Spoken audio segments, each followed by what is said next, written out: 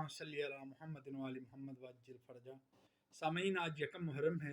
اور سب سے پہلے تو میں ان لوگوں کے بارے میں کہتا چلوں جو محرم کا چاند نکلتے ہی میسیجز کر دیتے ہیں کہ نیا اسلامی سال بے حد مبارک ہو۔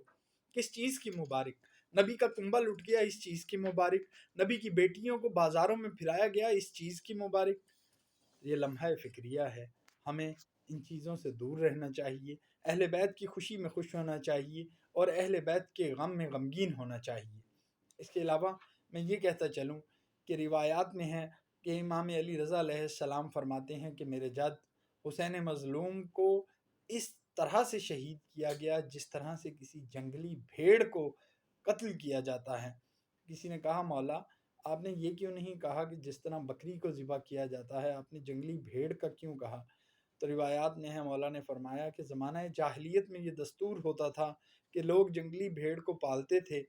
اور جب وہ پروان چڑھ جاتا تھا تو 8-10 لوگ جو ہے وہ ایک جگہ بیٹھ کے درمیان میں جو ہے جنگلی بھیڑ کو رکھتے، اور جس کے ہاتھ میں جو چیز ہوتی وہ اس کو مارتے، اور پھر جنگلی بھیڑ کو جو ہے وہ قتل کیا جاتا تھا۔ اور میرے جد مظلوم کی یہی کیفیت تھی کہ جب انہیں شہید کیا گیا تو اس وقت کسی نے نیزہ مارا، کسی نے گرز مارا، کسی نے تیر چلایا، کسی نے تلوار چلائی، کسی نے پتھر مارا، غرض جس کے ہاتھ جو آیا اس نے اس طرح سے میرے جد امام حسین مظلوم کی جو ہے بے توقیری کی۔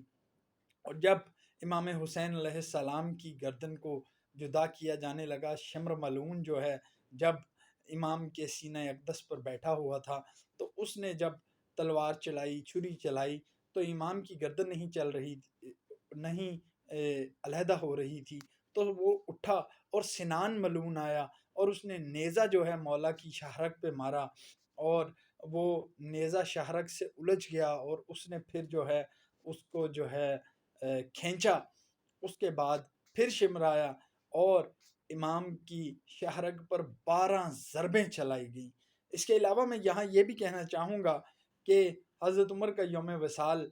26 ذی الحج ہے، لیکن جو لوگ کہتے ہیں کہ یکم محرم ہے، تو میں یہ کہتا چلوں کہ حضرت عمر کی بے حد منزلت ہے، لیکن حضرت عمر کی منزلت یہی ہے کہ جب ان کا فرزند جو ہے